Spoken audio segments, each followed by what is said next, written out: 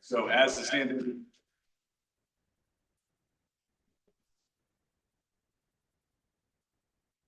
All right. So as a standard for Colleen, I'll officially call this meeting to order at 6:34 for the Transportation and Mobility Advisory Board. And we will start out by doing a roll call. So Member Allen. Here. Member Evans. Not here. Member Honecker. Here. Board Member McReynolds. Here. Board Member Mills. Here. Board Member Stewart. Here. And Board Member, is it Wallen? Whalen, got it. Here. All right.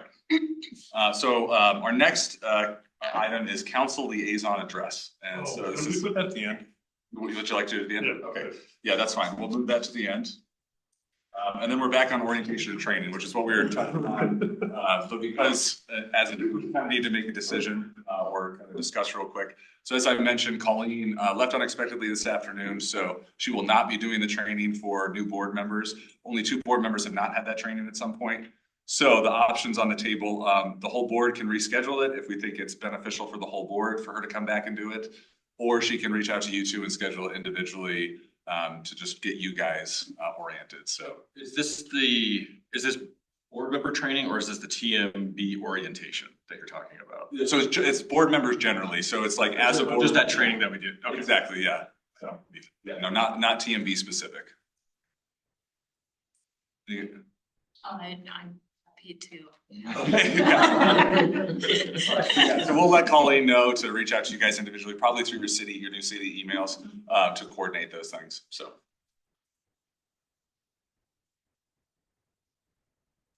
All right, and then member introductions. We could probably also include staff and council members on that as well. So why don't we start with Ellie? Sure. Hi, Ellie Honecker. Is 5th year, I think, so final term being on this board, and thank you for adding some more presence of diversity in this one. Hold it down here for a while, and yeah, that's what else do you need?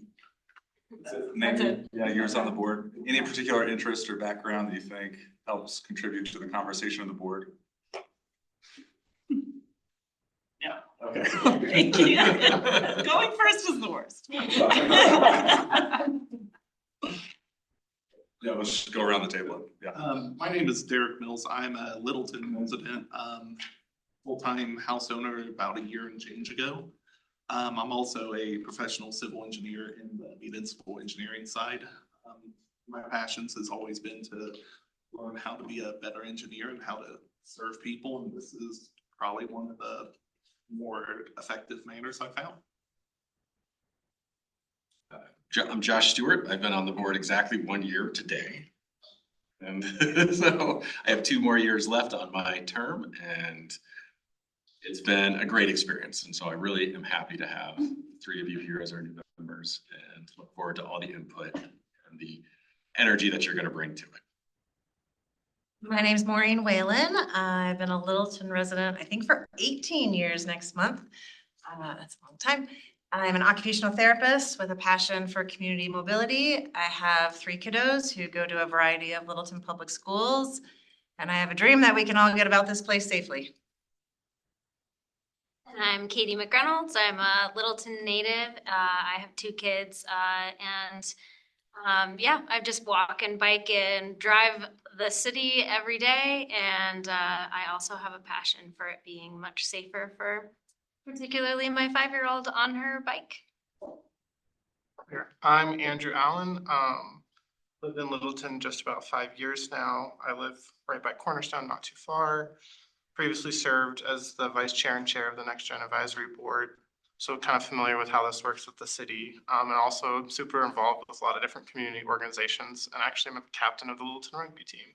So a little fun fact. So you're not a lemon, so what are you? It's the Littleton Scots. Okay. So I'm Robert Reichard. I'm the council liaison over by Kettering Park. And so I'm the representative for District 2. My children are a little bit older. They're both in college up in the Pacific Northwest. And professionally, I work as an education researcher. I got assigned to this because the last guy didn't do anything on the committee. And when I replaced him, they're like, maybe Robert will do something. So I showed up. And since then, I've tried really hard to make transportation kind of my area, to grow in my area of knowledge around transportation. So I'm now our representative to Dr. Cog. And the exciting thing, I'm going to go in 2 weeks on a peer visit to Seattle to visit the Puget Sound Planning Agency to learn about how they are doing things up there. But my job, I think, is to kind of tell you about what's going on in the council and then also help kind of get your message back to the council to facilitate your effectiveness to the best of my abilities. And so, I mean, that's what I see as my role, is to facilitate your work. So. All right. I'm Shane Roberts. I'm a senior transportation planner with the city of Littleton. I usually come to these meetings covered in less protein shake, but our little mishap before the meeting. We're not going to let you forget it. Yeah. It's all dry. We can't actually see it, but I can feel it every time I touch my fingers. Yeah, so I've been with the city for, it'll be 8 years in November. And then before that, I was on the private side with an engineering firm, also doing transportation and planning, things like that. So I think when I was one of the first staff members, so let me back. So with this board, I was one of the first staff members who helped out with this board when it started back in 2019, when Kelly was one of the founding members. And then I was with the city when our transportation team, when I was the third person on our entire transportation team, and now it's grown to 6 people and 7 people. Wow.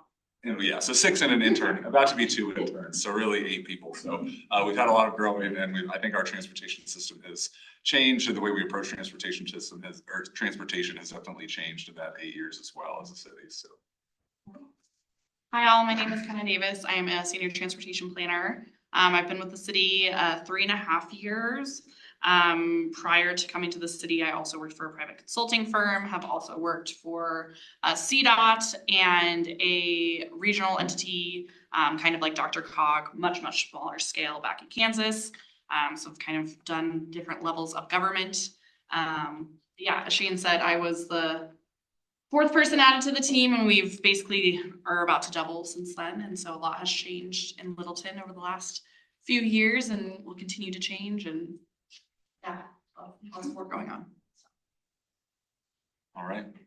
So the next item on our agenda is to nominate board leadership. So I got a crash course in this from the city clerk this afternoon. So I'm going to try to explain how it goes before we start the process, because it was a little bit confusing to me. So first we will ask if there's anybody's interested in either self-nominating or nominating somebody to be the chair. We'll start with the chair of this board. And so once we have all the nominations, we will write all those down, and then kind of in the order that the people were nominated, we'll see if there's a second, and then we'll do a vote. And the first person to get a vote of a majority of the people here, which of 6 of us would be 6 of you guys, would be 4, will become the chair. So, and the reason I wanted to explain that is because if you think, oh, you know, John is a nice guy, I'll vote for him, but I really want Sarah to be the chair of the, of the board, and you vote for John and John gets 4 of the 6, then we stop voting at that point. So just wanted to explain that, make sure that's clear before we start. So we'll do that for the chair, and then we'll do that for the vice chair. And then we also have to do nominations for capital improvement sales tax board. And then after that, we will adjourn this portion of the meeting, and the new chair will start the other agenda, which is going over the new member packet and orientation, stuff like that. So, all right. Any questions there? Okay. All right. Well, we'll start by asking, are there any nominations for chair of the board? I'd like to nominate our current vice chair to step up to chair for the next year, if he will accept it. Derek, do you? I would be willing to accept the nomination. Do you need a second? Yeah, we need a motion and a second for that. Second. Simultaneous second. All right, is there anyone else? Once, twice? Okay. All right. Me neither, Robert. All right, so we'll just, and the way we'll vote is just by a show of hands. So all in favor of Derek being elected the chair? Looks like it was unanimous. Congratulations, Derek. All right, and we'll now do the same thing for the vice chair. So are there any nominations for the vice chair of the board? I would like to nominate Josh Stewart. Josh, I assume you accept that? Okay. All There's a right. second. There's a second? Okay, perfect. All right, are there any other nominations for vice chair? Okay, seeing none, all in favor of Josh Stewart being the vice chair of the board, please raise your hand. All right, anyone opposed? All right, that also passes unanimously. Or Josh is approved unanimously. Congratulations, Josh. All right, so now nominations for the Capital Improvement Sales Tax Board. And so Kenneth, feel free to hop in here with more details. Yeah, so here's my understanding is that we passed, there was a different 3A before the most previous 3A. The 3A before that was the sales tax, the three-quarter of a cent sales tax that is used to fund capital projects. And That's so why your department is doubled. yes, yeah, exactly. And so as part of that, there's a representative from each board. They come together twice a year to review how the money is being spent and make sure that it is in line with the ballot initiative that Littleton residents passed back in 23 or 22. So yeah, so we'll do that the same way that we did the other ones. Are there any nominations to be a part of the Capital Improvement Sales Tax Board? Shane, may I ask a question? Yes. When does this board meet? Just gonna say that, thank you. Meetings for the CISTB will be April 30th and May 21st at 6:30 PM in the community room. So the people that have been on it have described it to me as interesting because you kind of get to do a deep dive into our big chunk improvement plan. And so they found it informative. As a elected, I greatly appreciate the work of that board because it kind of helps us with face validity when we talk to the community about we're using the money the way you expect it to be used. So it helps us maintain trust with the community. So it's a valuable role. I believe it's a joke, but. All right, do we have any nominations for CISTB? And you can't self-nominate, by the way. How many people do you need? I think just one. I am out both dates, so I cannot do it. Same. Yeah, I'll be out in May. The 21st. It's difficult.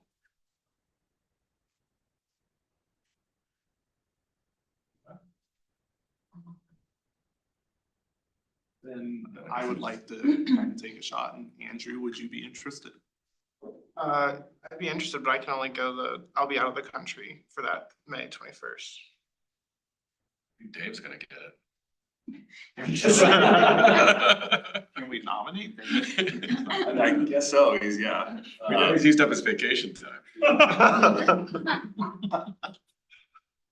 Yeah, and I guess we have in the past had an alternate too, Mm-hmm. right? So, if you guys want to nominate Dave, we could have an alternate, maybe for each of the dates, because it sounds like nobody can make both of the dates.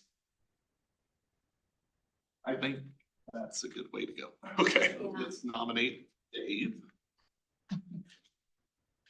I can't, Showing up. yeah, I can't make either date, or we split the dates amongst Okay. anybody else. Is that the purpose, basically, that we would use an alternate for, is one person can make one and another person can make the other? Yeah. All right. Any other nominations? I'm guessing not, but thought I'd ask the question. All right, we'll assume that Dave accepts. Is there a motion? I'll make a motion. Okay, second. All right. All right, so then we'll vote, all in favor of having board member Evans be the appointee to the CISTB? And Your way to tell him is unanimous. Okay.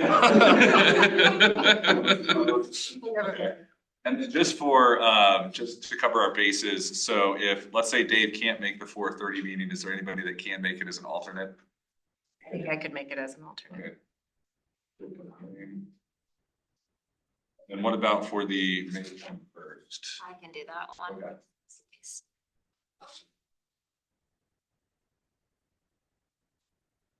For the mean this any negative way, Katie, but for the sake of consistency, I think if Dave can do both. Yes. We would advocate for that. Absolutely. Yeah, I'm just thinking if he can't make one or the other, we'll have a backup plan. Okay? All right, well, without the training, that's all the first part of the meeting. So I will formally adjourn this portion of the meeting at 6:49 PM and turn it over to Derek if you'd like to start the second portion. All right, I'm gonna bypass roll call since we've had done that once already. Welcome to the April 23rd Transportation Availability Board meeting. We are gonna be moving into the regular meeting where we recap and everything. I'd like to start this out by opening it up for public comment.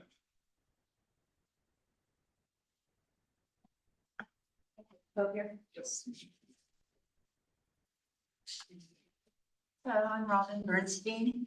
I live at Littleton Crossing. I haven't had a car for 26 years. I've been walking, riding the bus and dodging cars. And anyway, this is a book I got, Life After the Car, The Tyranny of the Automobile. Our transportation infrastructure is a complicated web of determined by the car's insatiable need for space. Space to park, space to drive, space to idle while the driver texts, eats, or combs their hair. All human aspiration is pushed aside in favor of the car. We must demand planners designed for people, not the car. Only 11% of American school children now walk or bike to school. Streets used to be for people, places for style, love, music. Now cars roll over all this human activity and crush it. The street is murder. Cars make us scared, suspicious, lonely. The people who knows what it's like to go about daily life without a car is dwindling. No wonder people hang out on social media. There's no physical platform to stand anymore. Building cities to accommodate cars first and people not at all is a world where the streets are, it's a selfish world now, where the street is our trash can. You ever see the trash? Not common ground. We are so eager to accommodate the insatiable hunger for free parking. Downtowns become vast parking lots while people go unhoused. The masculine might of the car and the transportation and justice system intersect. The inequity is so deeply baked into our society, widening the gap between the ones who have a car and all the other ones. The transportation professionals can move away from thinking about streets in an abstract way and start by getting out of the car and rubbing up against the real world for a while. The pedestrian, understand the reality of the pedestrian when the semi-truck passes fast and real close. The struggle to get across the street in 15 seconds. Getting to the bus stop with no sidewalk. The environment is so hostile and violent. If the planners recognize what the cars are doing to you, they might be moved to demand a safer, better system. A lot of elected officials don't have what it takes when it comes to realizing the public health disaster that the car really is. The crosswalk gives us 15 seconds to cross, but not a line of ducks scurrying to cross the asphalt. Creatures from butterflies, pigeons, salamanders, moose end up flattened on the road due to the violence of the car. Maybe we can build an ethical care on the road to see the value of the cat under the wheels of the distracted driver and what it means not to care. Thank you. Sure.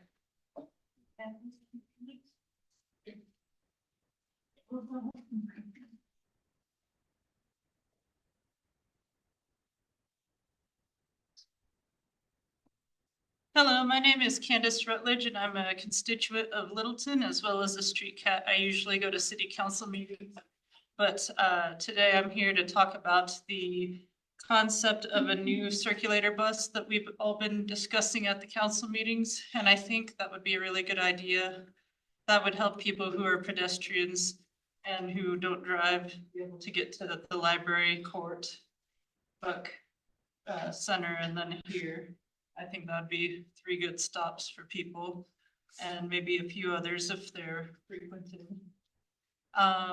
One of the things that is discussed at council meetings is the traffic calming procedures that people were considering because Bowles has become crash heavy.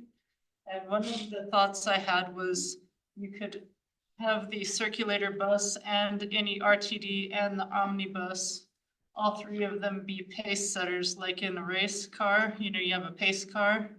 And they could go at a certain speed that doesn't have to be the speed limit. And sometimes when I do ride the RTD bus west on Bowles, I don't know if they're just in a hurry and on a schedule that's hurried, but sometimes it feels a little fast and jerky and like they could slow it down maybe.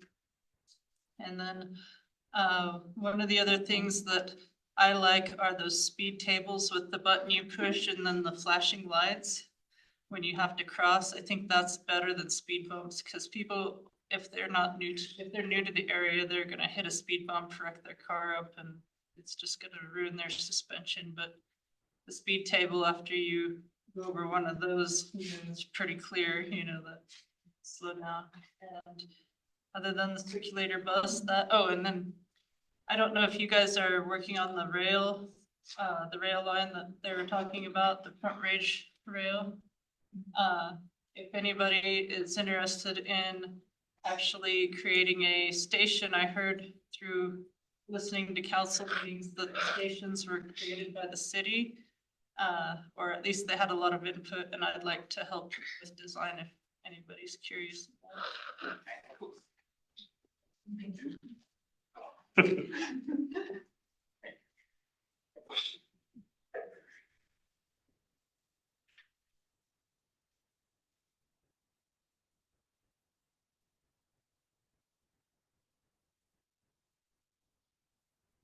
Hi, everybody and new folks. I'm Pam Chadbourne. I live about a block.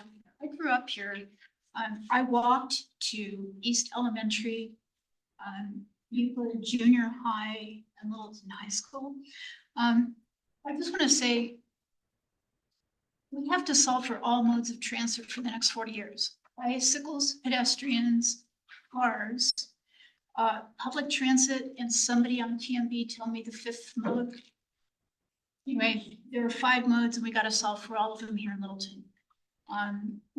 There's no scenario in which one of those should be eliminated in the next 4 years in any way, or will be. It won't be practical. I totally support the idea of a circulator bus. We've been talking about it. This board has talked about it, and just work for doing that. I will mention that the training that you new folks get, it from the clerk is kind of negatively based. Don't do this, don't do, it sounds negative or whatever. I'm gonna remind you that this is a job of public service and you serve the public. Everything that you do should be shared with the public. And if you're doing something aside that's not being shared with the public, well, just wait and bring it to the public meetings. That's kind of the point of that training. So please don't take it too negatively. I don't think it's a horrible burden. I don't think it's frightening. Let's get with let's share it with the people. Joy, I think it comes naturally. I wanted to thank both our chairs and staff for the specific information included in tonight's agenda and documents and the kind of onboarding packet. This is great for new folks. And many boards and commissions have talked about it. Very few have done it. So this is a great packet for people coming on new. Excellent job. And for making sure that the labels are on the table. Now, I'm just going to say that the city needs to integrate transit of all 5 modes with land uses and intensity, which are in the zoning code, with the comprehensive plan, and with our economic performance just as a baseline. That is the minimum. And our city has always failed to do that. The existing transportation mobility plan is not integrated with the comp plan. It is not integrated with zoning. And that is a failure mode. I mean, it's just done before it starts. So weirdly, we're starting a TMP without a comp plan update along with it. Totally bizarre and broken. So that's just a basic planning function. There's a relationship between zoning code, grow out, and the amount of transit that has to be supplied over each decade. These are estimates, but we've got to have them. We don't. And that's kind of a basic problem with our city management and planning, city planning function, that it's not happening. So you need to keep asking for that. Thanks very much. Thank you. Thank you.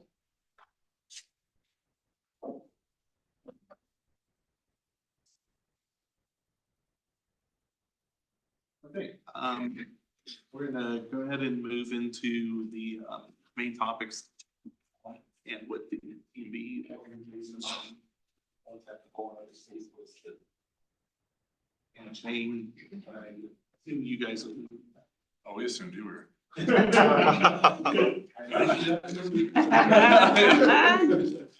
Yes. Let me touch my screen here.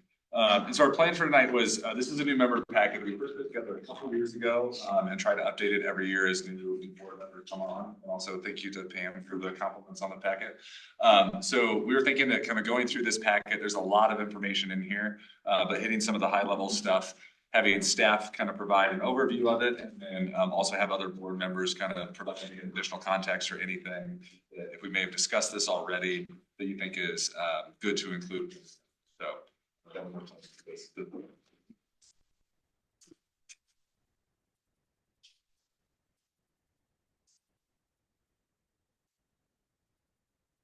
All right.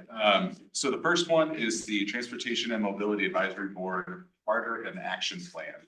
And so this is on page 3 of the packet. I think this is something that you guys should be familiar with. This is the document that the City Council used to start this board. It talks about the intent of the board. And I think, I'll let anyone else jump in here, but I think the big distinction for this that's important is that the board is a policy advisory board to City Council.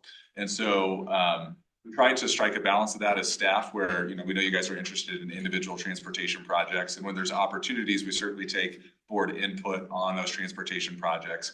But ultimately, the board's responsibility is to hear about these projects and formulate policy recommendations that go to council, and then decides whether or not to adopt those policy recommendations, and then transfer them back down to staff. So, anything to add there, Ken, or other board members? Okay. So what we try to do is when we do, so probably next month, we'll dive into some individual projects. And what we'll do is we'll talk about the details of the project. We also try to be intentional about or connecting that to the actual policy in place that either got us to that project or, the policies that we're acting on that's influencing the design of the project. So, and if at any point we don't, we dive too far down into the details and don't talk about policy implications, please remind staff to, make that connection for you. And then on the bottom here is just kind of a list of the different things that the TMB working objectives. A lot of these, things that probably stand out to you guys, even if you haven't been part of the board, like the Transportation Master Plan. You've probably heard of that, the Capital Improvement Program, which is how we actually get fixes into the ground. So those are some of the big ones, and then probably traffic calming too, because that's been a big focus of the city in the last couple of years. Is how do we, calm down traffic on those neighborhood streets rather than just focus on the big arterials. So the only thing I'll add here is that we are currently in a solicitation period for our Transportation Master Plan update. So now that you guys are board members of the TMB, if anybody approaches you asking questions, it's best to send them to Veronica Hall in procurement, even if you're not sure if they are potentially pursuing the project, because what could happen if they just ask you casually and it turns out they are a member of a company who's pursuing a project and that gets back to procurement, they could potentially be disqualified. So during solicitation periods on projects, just send them to procurement. So it's the best way to do that. So. All right, anything to add there? No. Okay. All right. Let's see here. So the next page, here I'll scroll down.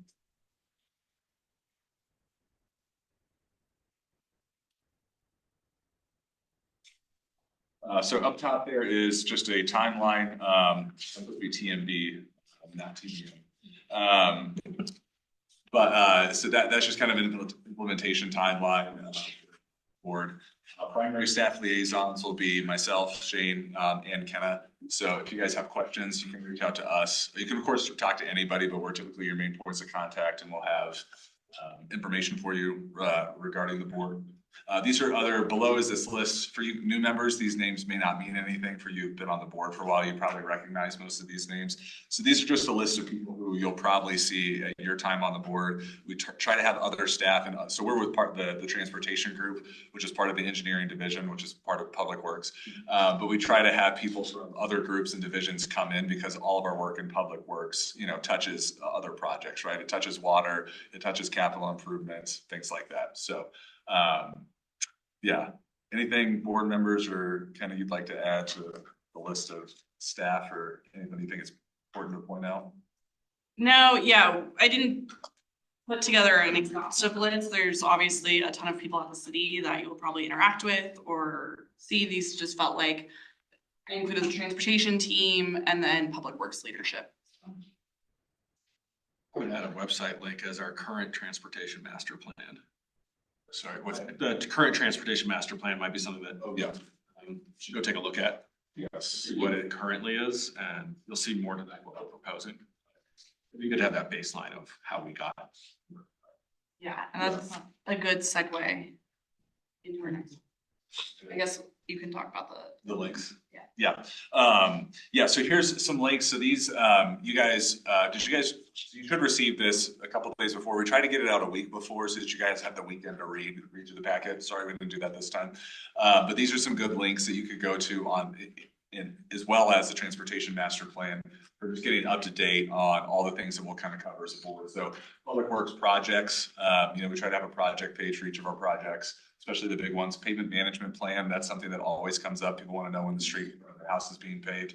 Cone zone, for me, that link didn't work, so that's one that we can follow up on. But if you just go to the city's website and search cone zone, in the last year, we've gotten up, excuse me, a web page that shows where kind of the current construction is happening around the city and where you can expect traffic delays due to construction. So project downtown, that's a big one. That's a good thing to check out. Let's Talk Littleton. That's the new outreach tool from communications. So we have a new communications director who's brought on some folks to help us communicate better. As public works employees, we're really good about understanding the technical side of transportation projects. We don't always communicate that well to the public, so they're helping us get better at that. And then meeting videos and agendas, including our board as well as city council. That's a great place to go and catch up on anything. A lot of the stuff that you'll hear, a lot of the stuff that we end up talking about here usually starts in city council a month or two beforehand. So you can stay up to date on that sort of stuff. So, all right. And the next topic, unless there's any questions, we'll transition to the transportation master plan. All right. So our current transportation master plan was adopted back in 2019. It was an 18-month process that was divided in kind of two parts. So the first part of Envision Littleton was really communicating with the public. So you can kind of see the statistic here, 3,000 conversations, 870 survey responses. It was all about kind of establishing a vision for what residents at the time back in 2018 wanted the city of Littleton to look like. And so this wasn't just transportation specific, it was setting a vision for the city. And then in the 9 months following that, we ran a comprehensive land use plan and a transportation plan. Those ran concurrently coming out of the Envision Littleton process. So the Envision Littleton process set the stage, here's what residents want it to look like. And then from there, we went into planning, land use, and transportation. So, let's see. So kind of a quick update, you can see some more public engagement stats right there. With the upcoming transportation master plan update, as was mentioned in public comment, we are not doing the land use plan concurrently. Community development is usually the leader of the land use plan, and they're not in a place to update that right now with their workload. But with our transportation master plan, we're really in a place where we feel like that needs to be updated, and it's kind of hindering some of the things we can do without an update. And so that's why we're moving forward with it.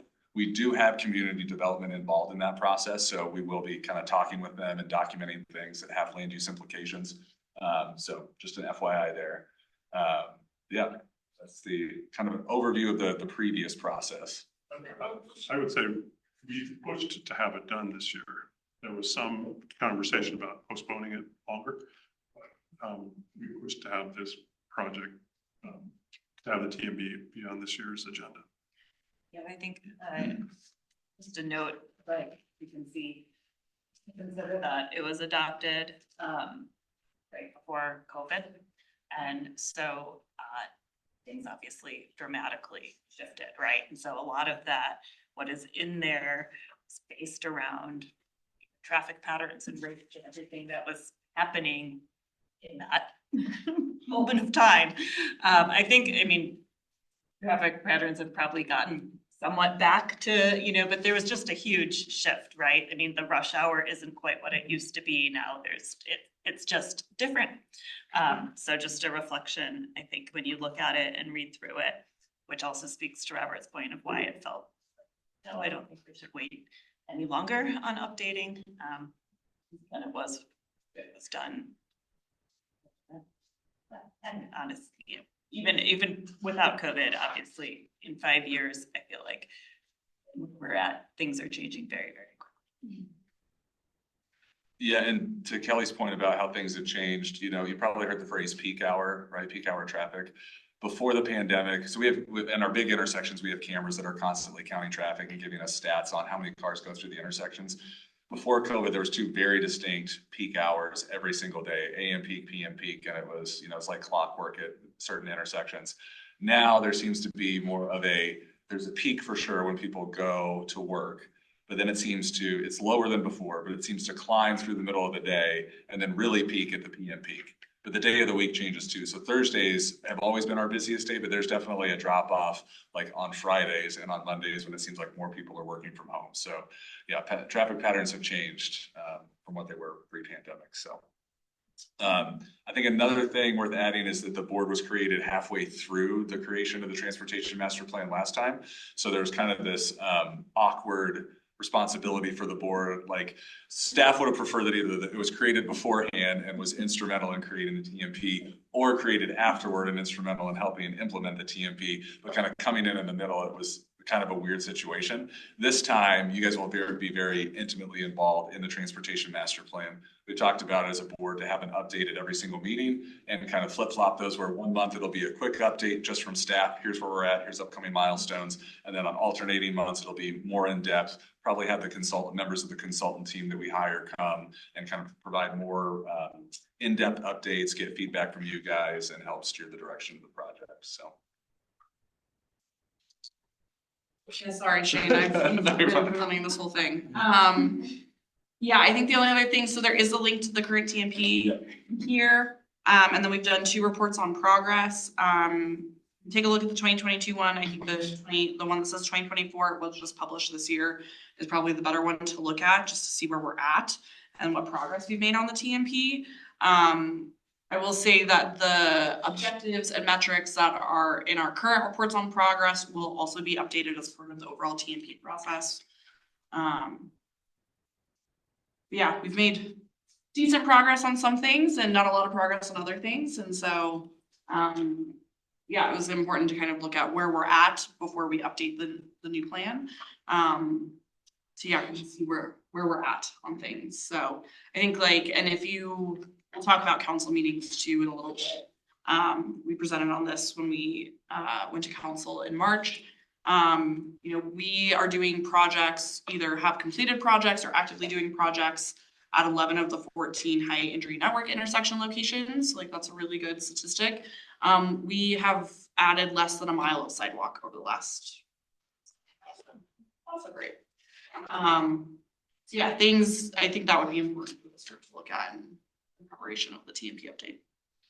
Yeah, and if you were just going to take kind of a high level overview of the TMP, the things that I think are definitely worth spending some time on are the recommended projects that came out of the TMP.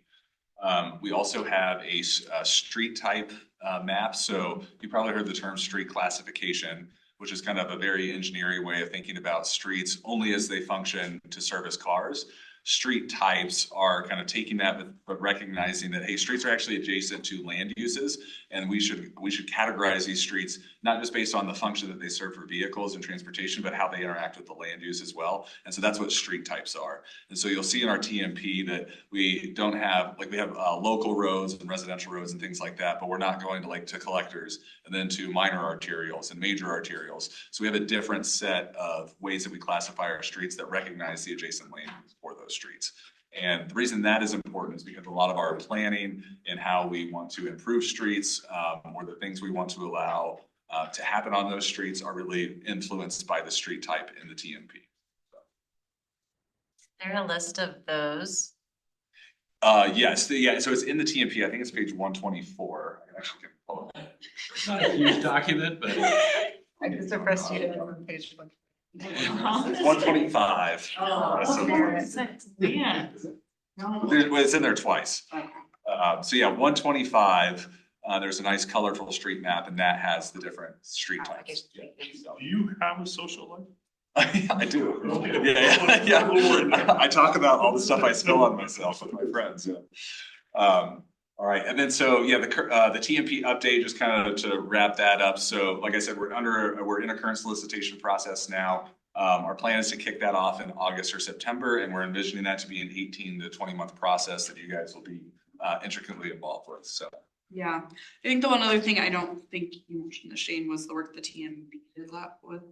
Oh, in the, yeah, no, I did not. Okay, so yeah, last year, this group worked really diligently and had extra meetings to look at our current TMP and identify high priority topics for updating the TMP, which aligned with what staff was already thinking, which works out well. So in the packet, at some point in the overall packet, we've included the 2-pagers, I guess they're not 1-pagers, of those priority topics. Which we had a number of them. And so you can kind of see like the work, that's a lot of the work that the TMB did last year to help staff prepare for the solicitation. And we've included that in our draft scope of work and when presenting to council talking about the work that the TMB did. Council is really looking for that connection too with the work the TMB does, with the planning work that Shane and I and the rest of our team. And this is later in the package too, but March 3rd, we presented to City Council about our scope of work for the TMP update. So you can go watch that. I think it's about half an hour presentation, and that'll give you a little more detail on the upcoming update. So. Yeah, and Shane McKenna, the previous transportation mobility board meetings are recorded on YouTube. Yes. On the website, you can go back and view the very in-depth discussions we had over the last year related to this topic. You can now watch them on double speed. Or speed or live. Or Yeah. Okay. Well, any other questions about that before we go down to the funding? Okay. So transportation funding. So the reason this is important is because we need money to do things. And so, but depending on where you get the money, right, the color of the money, there's different strings attached or different things that are required based on where that money comes from. So we've broken it down on these next 2 pages from federal all the way to the local level. But I'll also say that it's most of the time it's pretty distinct and compartmentalized, but sometimes it gets a little fuzzy, and we'll kind of explain that. So federal level money, this is where a lot of transportation funding comes from. It's been that way for decades, that a lot of the big transportation, if there's a big transportation project that you're thinking about right now, it probably had federal money in it to make it happen because it's expensive to do things, right? It takes millions, sometimes billions of dollars to get giant projects constructed. So there's a couple examples of federal funding right there in those bullets. As a city, kind of where we sit, so we just started recently applying for federal money directly to the federal government. We'll talk about how that's different than federal money that comes through the state or through the region. But when you go straight to the feds to get money, it's typically very, very competitive. And so when you put in an application for some of these large DOT grants, the anticipation is that you're putting it in to kind of put your name in the hat, but you're going to have to do this before you actually get selected, and also get kind of politicians in your area to kind of lobby for you to get these projects funded. So do you remember the most recent one, how many number of applicants, just to give a scale? Ken has been leading our direct fed. No, I don't have it off the top of my head, Sorry. but no. There's a lot more ask and a lot more than available funding. Yeah. I think when we applied for what was a raise grant at the time, now called build, because every administration changes the name, so same transportation funding. I believe the ask was like hundreds of billions of dollars, and they had hundreds of millions of dollars to give away, so. Yeah. Gotta be competitive and tell our story and whatnot. So. Yeah. I think, and also, you know, just as the name of those kind of big grant opportunities change with every administration, the priorities kind of below, you know, what transportation is made of changes with each administration too, as you're probably aware, you know, changes with the current administration. So, so state level funding. So a lot of this comes through CDOT. So CDOT has state money, or in the past, they've had state money to fund transportation projects. Like a lot of government agencies, they're in a place right now where they're looking to cut and reduce funding because of budget deficits. So we do apply for those, and we do have some state funding on different projects. The nice thing about state funding versus federal funding is that federal funding has a lot of strings attached. And so there's a whole NEPA process, National Environmental Protection Act, that we have to go through to make sure that our transportation projects check all these boxes. And it's all very well intentioned, right? We want to make sure that the history of planning is not great. You guys heard the name Robert Moses. He was a planner engineer who came through and just decimated low income and neighborhoods of color to put in interstates. And we obviously don't want to like continue that legacy as part of planning. And so that's part of where that's where the federal kind of guidelines are intended, is to take care of people and take care of the environment. So we're also not polluting water, you know, these things like that. It's also very, very cumbersome. For example, we got federal money to do the raised crossings downtown. When we had that design before we applied for the money. The original estimate to all three crossings was around $400,000. When it was all said and done using federal money, it cost us a little over $1 million because there's so many hoops you have to jump through and reviews and things like that. So there's no such thing as free money. So. Yeah, and I will say, so CDOT is the administrator for federal funding and obviously for state funding. So we'll talk about the regional level. Dr. Cog does the calls for project, but then when we actually go and do the projects, we have to go through the local agency process through CDOT. So CDOT is the overseer for the grant funds. Yeah, and there's just, you know, there's just the local agency process you have to go through that can become very cumbersome. So. All right, and then the regional one for Robert Moses. Yes. Got the book, The Power Broker.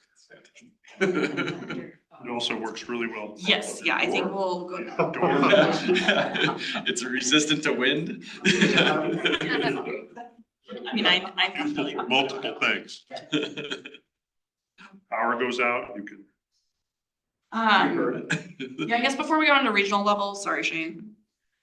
So we mostly deal with CDOT. That is like the main funder for grants, and you can see there's a couple of different. There's like the faster funding, which is CDOT specific funding. There's the Highway Safety Improvement Program, which is actually federal money. I guess same with the Transportation Alternatives Program, and then Safe Routes to School funding as well. But CDOT administers those grant funding. And then we do deal with other state agencies. So we've just listed a couple here. There's probably many that we've missed that we also deal with, but these are the ones that have kind of come up at least recently. So that would be DOLA, Department of Local Affairs, CDPHE. We received a grant for them to do Art Practice Park at the East Community Center last year. And then the Colorado Energy Office is providing more grant opportunities for alternative modes of transportation sub-grants. Yeah, and something to point out with the difference between federal and state money. So like kind of mentioned, FASTER is state money, but HSIP is federal money. We apply to CDOT for both of those grant opportunities. So the application process is almost identical, but when you actually get the money and constructing projects, it is very different, right? On one, you have to adhere to all those federal standards, and the other one, there's a few less standards that are CDOT standards. So, so that's where this kind of all starts to mix together and get fun. All right, at the regional level, so Arapahoe County Open Space grants, we do a lot of work with Arapahoe County Open Space to improve parks and trails and recreational assets, and they're a great partner.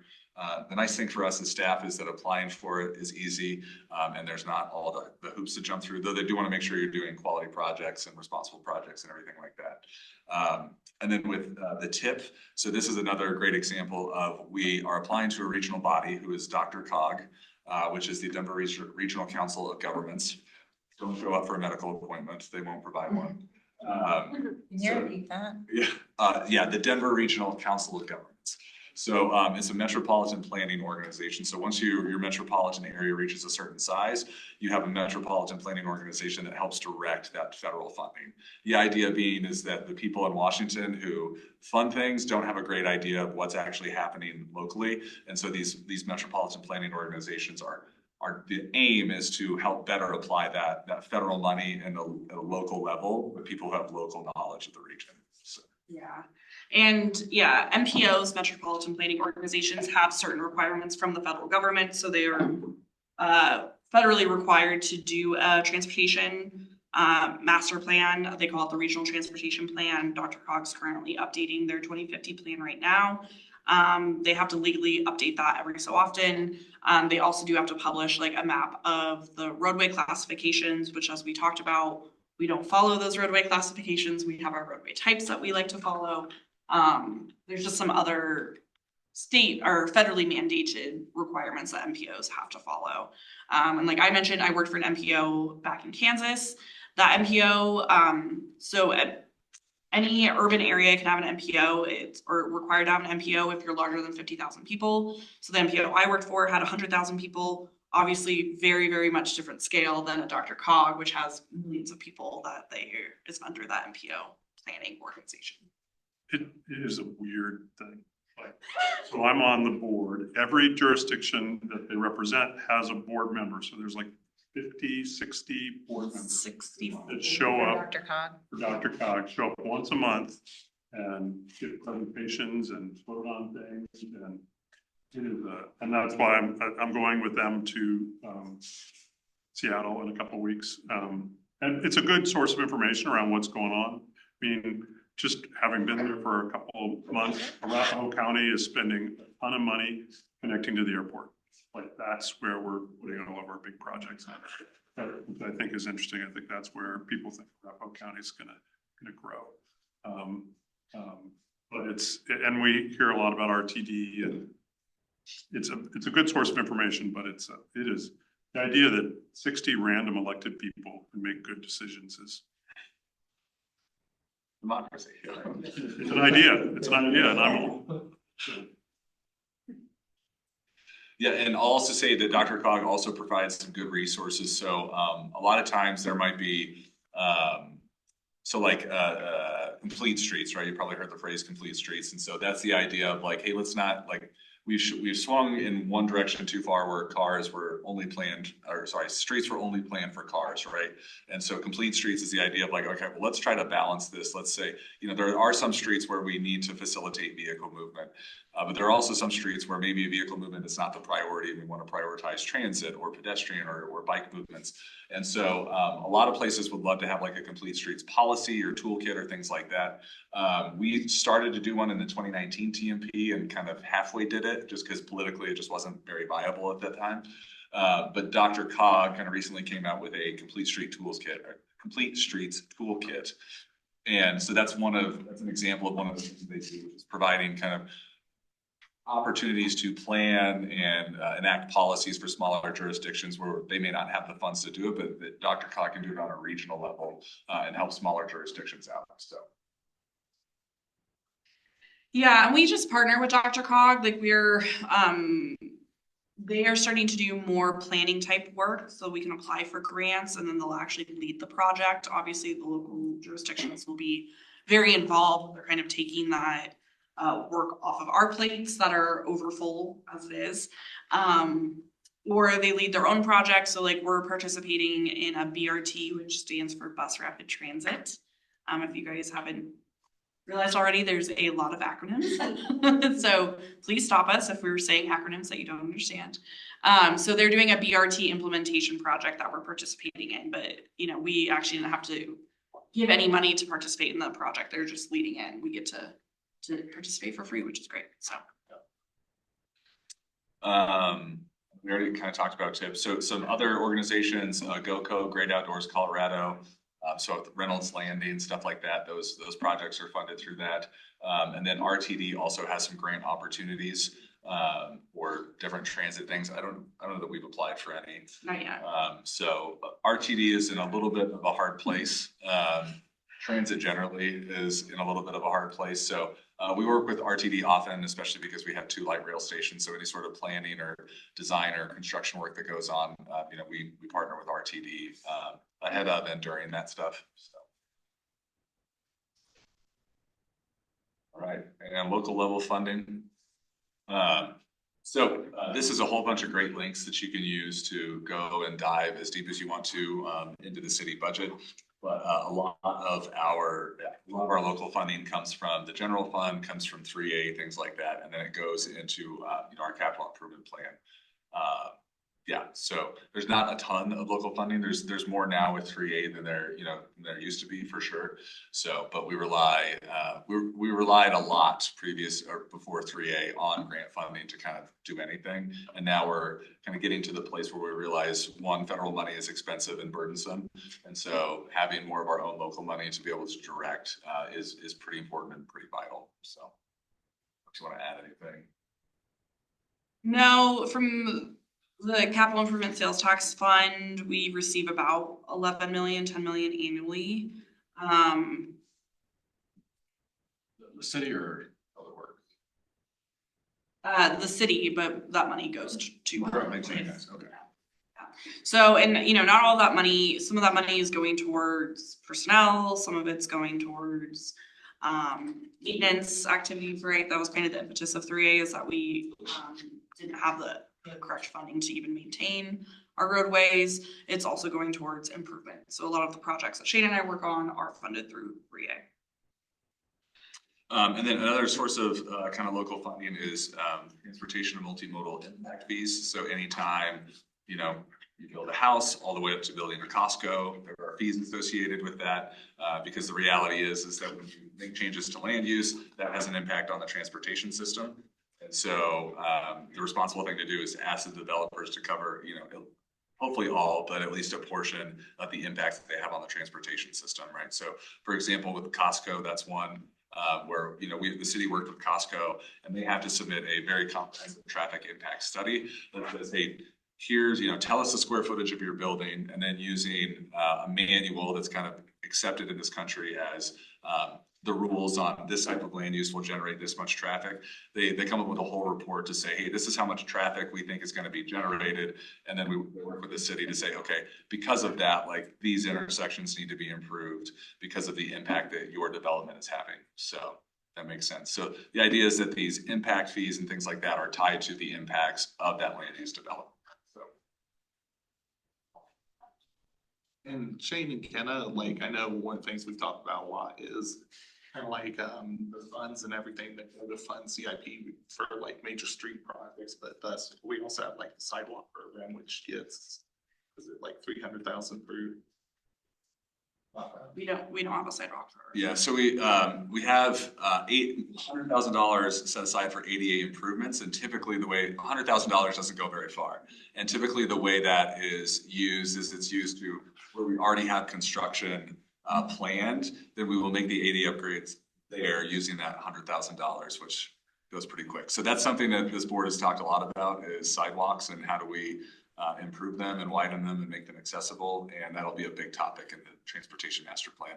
And there's plenty of communities around the Front Range that have decided that they're gonna, this is an issue they're gonna kind of stake a flag in and they're gonna figure it out. And Denver's a good example. Sidewalk fee, you pay a sidewalk fee every year, and then the idea is that fee will be used to slowly upgrade the sidewalks. So yeah, historically we had been using community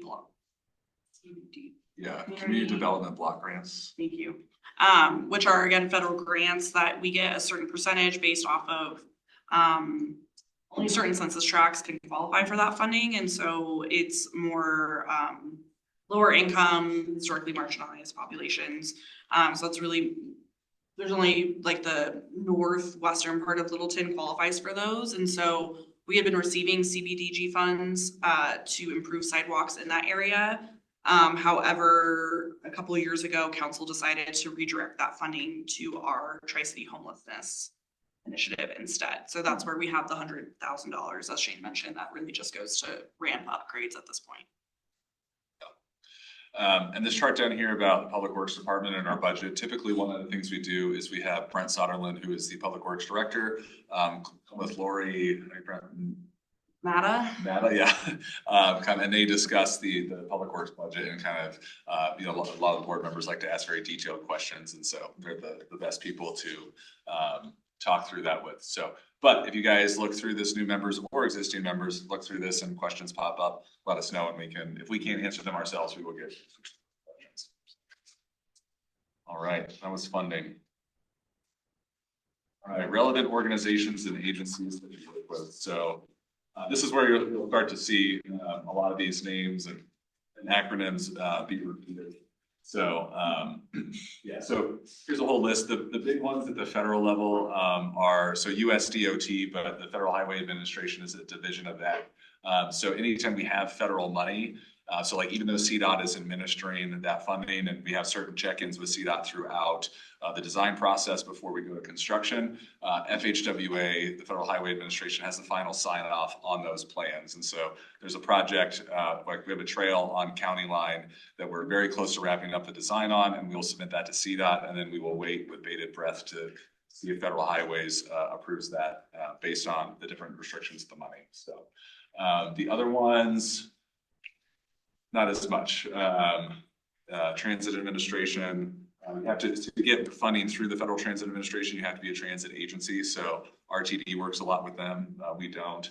Federal Railroad Administration, I don't know that I've ever had any correspondence with the Railroad Administration. No, with Front Range Passenger Rail, the FRA is involved. However, the Front Range Passenger Rail District, which is a state entity, is the direct connection with FRA. So like we as locals aren't going to have to deal with the FRA. They will have to deal with them, and then they go to us, and then it's fun. Yeah, FTA. So yeah, there's different types of FTA funding. So most of the federal funding we receive, like Shane mentioned, is the FHWA. We have not really gone into the FTA type funding. RTD does receive all formula-based funding that, because they are the transit administration, there is some human services transportation, so geared towards seniors and people with disabilities, that CDOT administers or DRCOG administers that we could potentially go for. We haven't so far. So we could deal with FTA money in the future though. And then on the right side of that top part, these are a lot of the organizations that provide information, guidelines, and best practices. So I'll start from kind of the bottom-ish. So Environmental Protection Agency. So we don't work with them directly, but like the whole National Environmental Protection Act, right? That's parallel to that agency. U.S. Census Bureau, we obviously use census data a lot as we're planning things out. Transportation Safety Board, a lot of good information on transportation safety. The Department of Justice is someone we never want to hear from, because what it means is that we likely have had some sort of ADA complaint that we have not addressed adequately, and because we haven't addressed it, somebody has gone to the Department of Justice, and now they're going to come and make sure that we fix it because we have not taken the opportunity to fix it on our own. We're a small enough agency that we don't typically have to deal with stuff like that, but I mean, there's been things up in Denver because Denver is a larger agency, like even public or accessibility guidelines on your website. Like if it doesn't meet accessibility standards, then you can get, kind of a very expensive slap on the wrist from the Department of Justice. I also think there's a recent example with New York City, who did not make efforts to upgrade their audible crossing systems for people who can't see and want to cross the street. And so because the Department of Justice determined that they did not make the improvements that they should have, they were told that they, in no uncertain terms, that they had a very short period of time to upgrade all of them, which is a very expensive project. So typically when the DOJ gets involved with an ADA complaint, it's because you've had many chances to improve it, or many people have brought it up and you've not taken action. And so they're kind of come in and laying down the hammer. So Yeah, and Shane, about 2015, the whole state of Colorado and many local governments were subject to that type of lawsuit from the Department of Justice. which is probably why a lot of people have noticed a lot of upgrades in the last decade. And since we're kind of touching on the issue of ADA, we work with the Colorado Center for the Blind often, especially when we're, thinking about accessibility and things like that for our projects, especially if it's near the school or along a route that some of their students frequent. So another related to ADA and DOJ, PROWAG, there's another acronym from you, the Public Right-of-Way, Public Right-of-Way Access Guidelines is what that stands for. That was in draft form for years and years and years, and I think just recently got approved and adopted as an official document. So essentially that is the guide for how you should construct things in the public right-of-way to make them accessible, how wide sidewalks should be, how ramps should be constructed, things like that. So. All right, state level agencies, CDOT, that's Colorado Department of Transportation, Department of Local Affairs, CDPHE, we have to do a CDPHE permit with any sort of federal money. We have to fill out the permit and make sure that the project doesn't violate any of their standards. And then the Colorado Energy Office, I don't know that I've worked with them directly, but I've heard their name dropped on a few other projects and opportunities. So regional level, RTD we've talked about, Dr. Cog, Denver Water. We're in Denver Water's district, so most of our water, if there's any water issue, if there's water shooting out of the street, it's probably Denver Water pipeline. If you've been keeping up to date with the project downtown stuff and the water main replacement down there, that's Denver Water. South Suburban, so we do not have our own parks department. We have a special district that we partner with other cities on. And so most of the recreational assets in Littleton we own, but South Suburban operates and maintains. That's not universally true, but mostly. Highline Canal Conservancy, so they're the ones who kind of guide stuff on the Highline Canal, and then Mile High Flood District related to anything floody. So. And then local level, so the other counties, so we are part of 3 counties, if you did not know that. We primarily sit in Arapahoe County, but our western edge, we dip into Jefferson County, and then down on our southern edge, we dip into Douglas County. And so we don't, because a lot of funding goes through the county level, most of our funding that we get, most of our grant funding comes through Arapahoe County opportunities, but occasionally we also get funding through Douglas County, and then Jefferson County. I think there's some open space funds that we get through Jefferson County on a pretty regular basis. So, and then other jurisdictions, municipalities in the area: Centennial, Inglewood, Sheridan, Denver, Greenwood Village, and then Columbine Valley, which is a town, not a city. So. All right. No questions.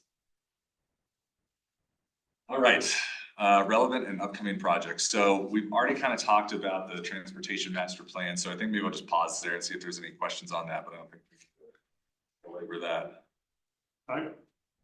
I would encourage you to, at some point, return to the things you did before around talking to us around how you guys actually use the TMB in your day-to-day decision-making. I don't know if that's something you should do today, but I think that was really valuable when you talked about that before.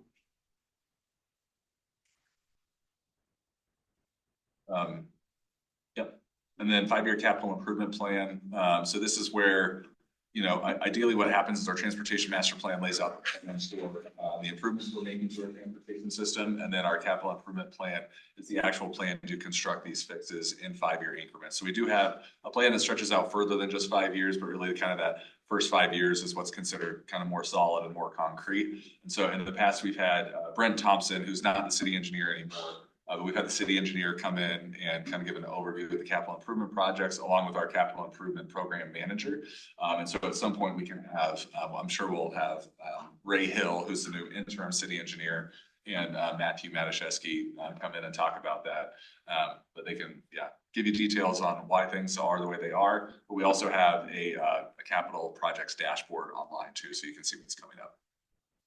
I will say our CIP dashboard, maybe not the most user-friendly, and we are working to eventually update that. But there's some good information on there. You can see what the upcoming projects will be. Yeah, and here's a list of construction projects that are kind of upcoming or in progress. And I'm sure we missed some. Yeah. So there's one that's not on here. Right.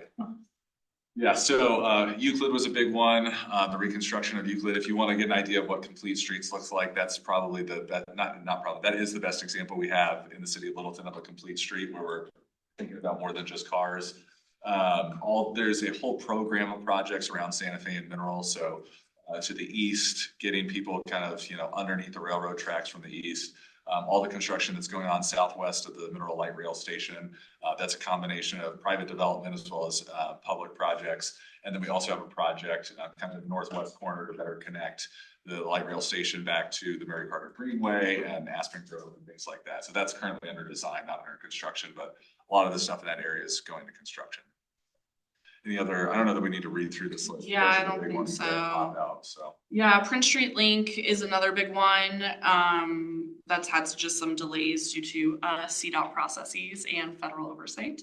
But that will be adding improvements to the Prince and Church intersection and connecting into the buffered bike lanes on Church that we installed a couple years ago, and then we've protected one side of it. And then one that I do want to highlight looking at the list is the Platte Canyon signals, Platte Canyon intersections really. So Bowles and Platte Canyon, it is Lowell. Bowles and Platte Canyon, and then Mineral and Platte Canyon. Those two intersections have recently undergone updates to make them safer for people to walk and bike through those intersections. That's a great example of how federal money impacts things. So that was funded through a combination of state money and federal money. Once you have federal money, every single dollar on that project is now federal, meaning that you can't say you can't fund your tablet with federal money and your phone with state money if it's part of the same project. It is now all considered federal money, which means you have to meet federal restrictions no matter how many dollars on that project are federal. So. This was a bad example. You wouldn't fund this, but you know what I mean? If you have a large project and you're only funding a portion with federal money, now everything has to meet federal standards, not just that small portion of it. So is there generally a threshold that you're like, we need 60% federal money before it becomes worth it with all the extra standards? That's a great question. It's a standard we should have. Yes, yeah. And a threshold of projects. We've talked internally of setting a threshold of projects. If, the project needs to be at least $1 million, let's say, before we go after federal money.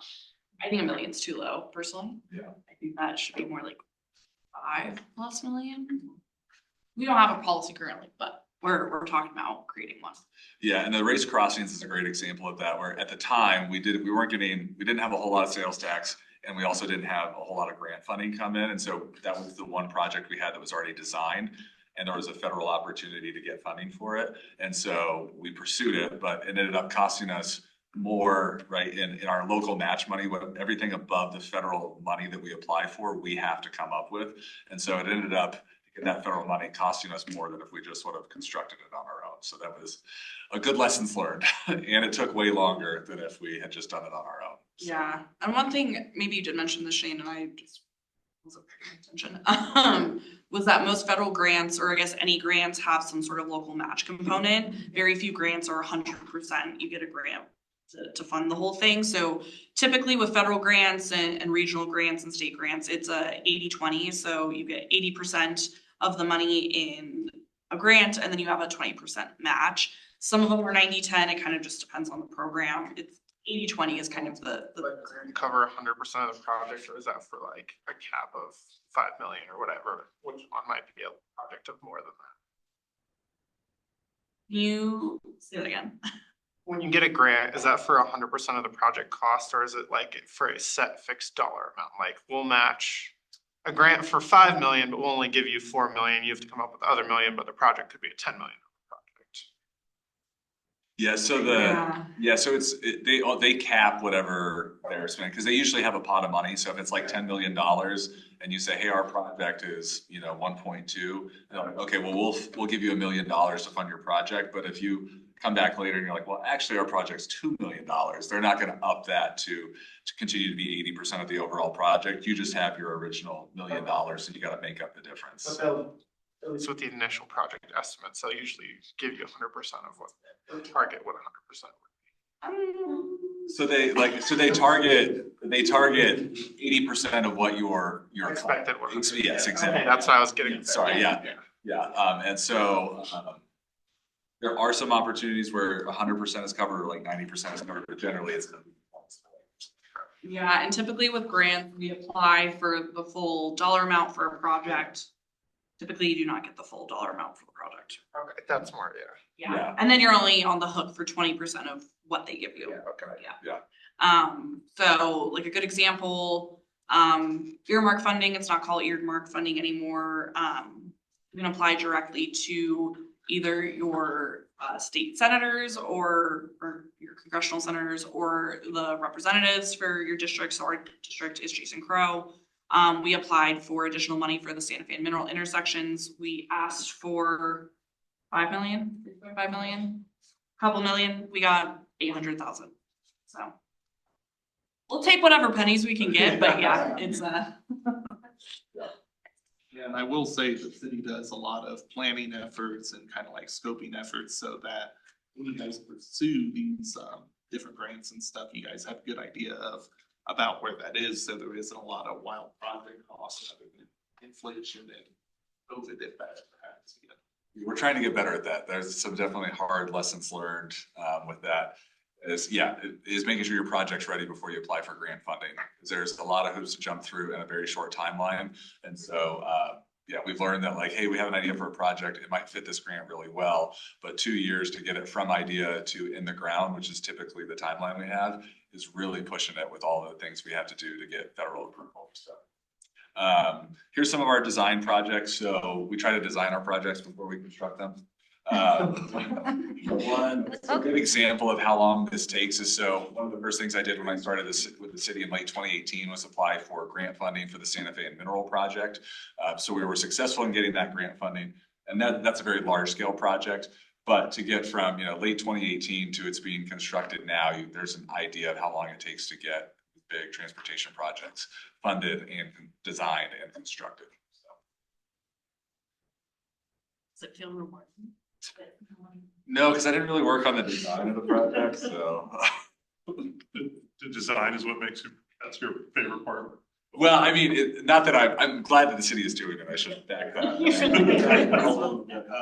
No, I like it. It is good, but it's I think like I wasn't super involved once we got the grant. I wasn't super involved in the day-to-day design of the project. So it's different when you're like in the day-to-day. You're like, oh, it's finally a real thing. So like Pinocchio. Yeah, no, and I think the previous board member or the board members that have served previously will attest to, just learning the government process and that things just take a long time, to everyone's dismay. I know Shane, you've talked about the first project you worked on as an intern at the consulting firm you worked on previously, just went to construction this year. So that was over 10, 15 years. Yeah, that was 2014, 2015. And it was Wadsworth and Wheat Ridge, where they just reconstructed that roadway and 2 big intersections at 38th and 44th. So that just wrapped up. Yeah. So 10 years for the Santa Fe and Mineral project is pretty in line. Yeah. So, all right, safer streets. All right, safer streets. Yeah, I kind of position this in between the design and planning, and safer streets kind of fits both of those.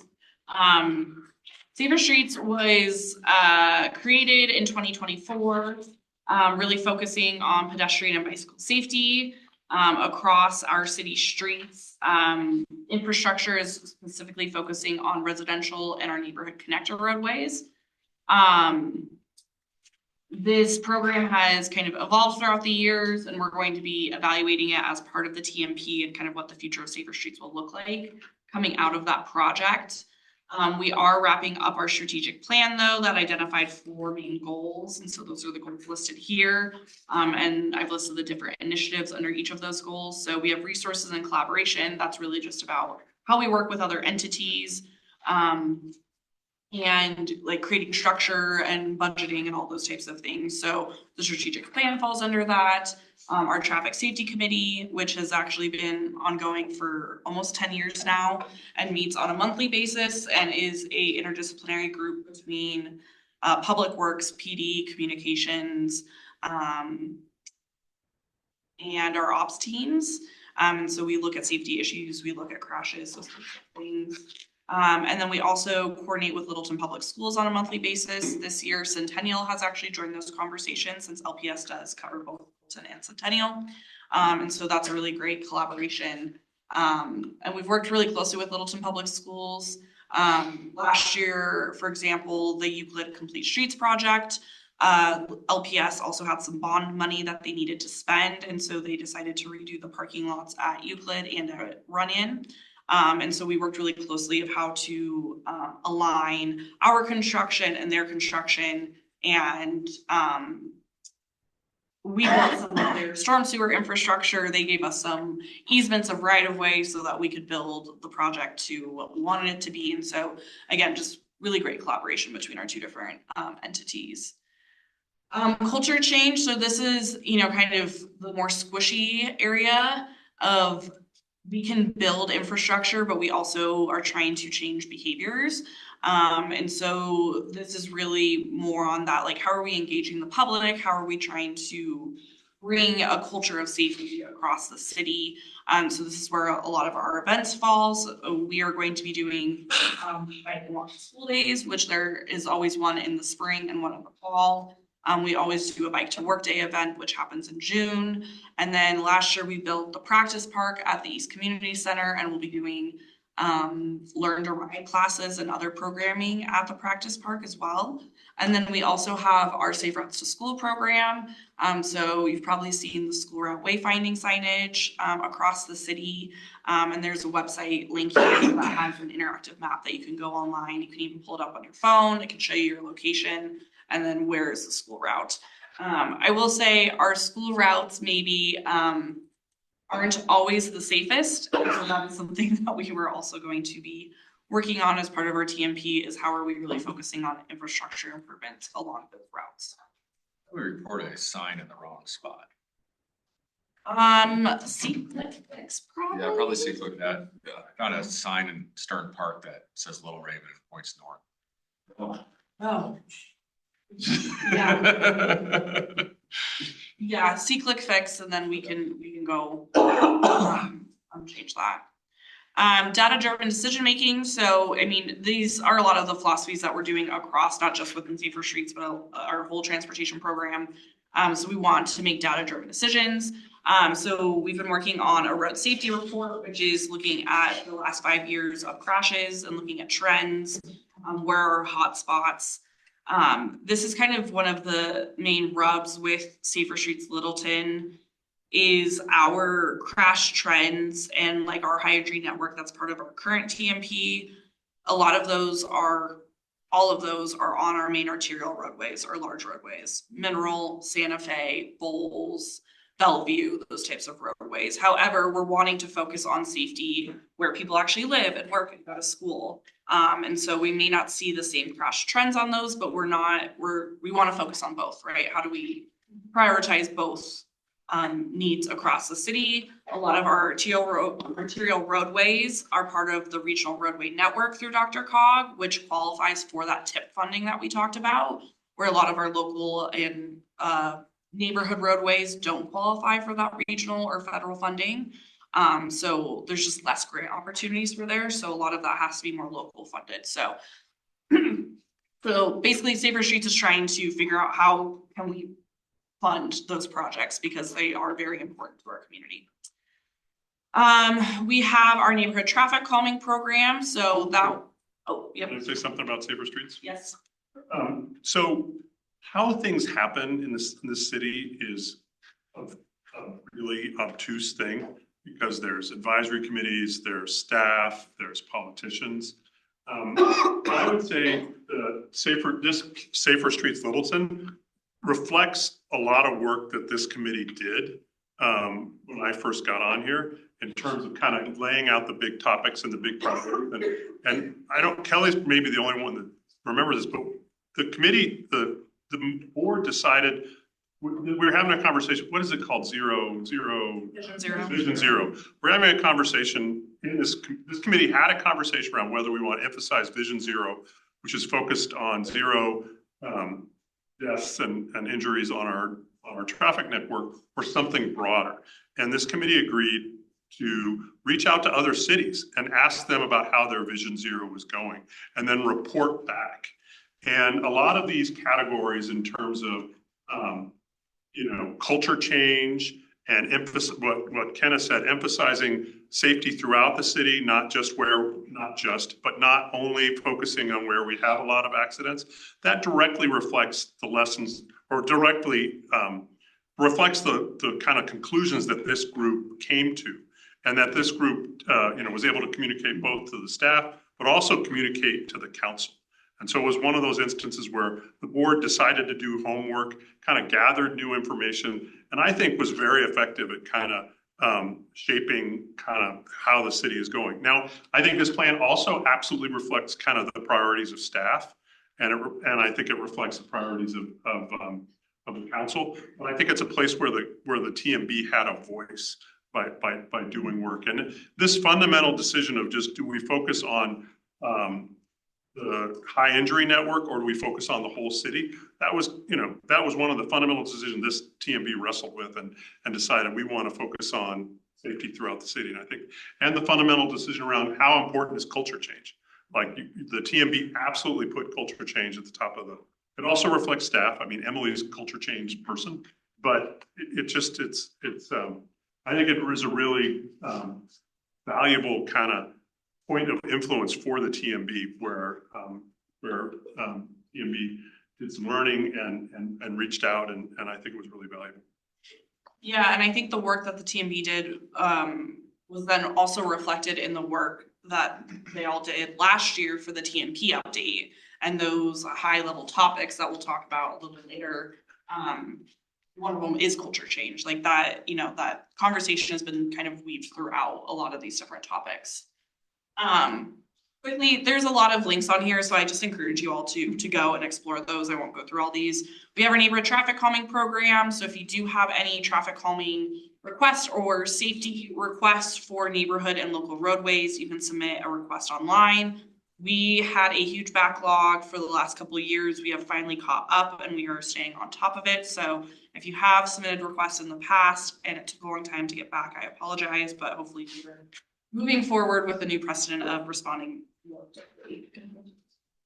Thank you. Yes, we got through 300 backlogs of requests, so we're starting new in 2026. We also have a traffic calming toolbox that was a really great tool to say these are the types of traffic calming tools that we're going to put throughout the city. We have design guidelines now that we can use instead of having to kind of recreate the wheel every single project. And then we did a school zone safety evaluation where we evaluated 12 so all the public schools, charter schools in St. Mary's, to look at circulation and safety in and around. Specifically, that wasn't necessarily a safe routes to school plan though, so it wasn't looking at the broader network, but just the schools themselves. And then lastly, we have People First Streets, which is really our implementation goal. So these are some of the projects under there. The Euclid Avenue Complete Street Project, phase 2 will be constructed this year. That will finish the rest of that roadway from Cherokee all the way to Broadway. I guess it's the Highland Canal. We have the Elati Corridor Study, which we will be wrapping up in the coming months, and we'll actually be having another phase of engagement. We have our traffic calming pilot project. So the neighborhood traffic calming, people submit requests, we evaluate them. We have a whole methodology of how to rank those requests. We collect data, and then we create a prioritized list. Unfortunately, funding will never be able to fund or do as many projects as there are requests. So that's why we have that methodology, and then we create pilot projects. One of the things we are going to be looking at is how to take pilots from pilot to permanent, because we know that's the end goal is the permanent infrastructure. However, pilot projects are really cheap and nimble ways to create immediate change, whereas, as you've heard throughout this whole presentation, infrastructure costs a lot of money. The minute you go to permanent construction too, you have to start dealing with drainage. We can't ignore water, whereas temporary materials, the water can go around them. You start having to look at roadway slopes, if it's in a floodplain, utilities if you're digging in the ground. So it just gets much more complicated, more expensive. So that is kind of the nimbleness of doing pilot projects. ADA upgrades. ADA upgrades, if you touch something that's not ADA, you have to upgrade it. So the cost just is, you know, much, much more than being able to go put out some temporary curbing and add a curb extension, for example. And then our protected bike lanes. So we have installed some number of protected bike lanes in the city. Bellevue Church and Phillips. Thank you. I should know this. We will be installing 3 more this year. Our protected bike lanes, that's kind of been an evolution. We did not have the right equipment to plow and sweep the protected bike lanes. Through the Safer Streets program and the money allocated specifically to this program, we were able to buy that equipment. One thing that you'll learn throughout your time on TMB is that we don't want to build infrastructure that we can't maintain. So that was one of the big things. If we have to have the equipment and then the staff to be able to maintain these protected bike lanes.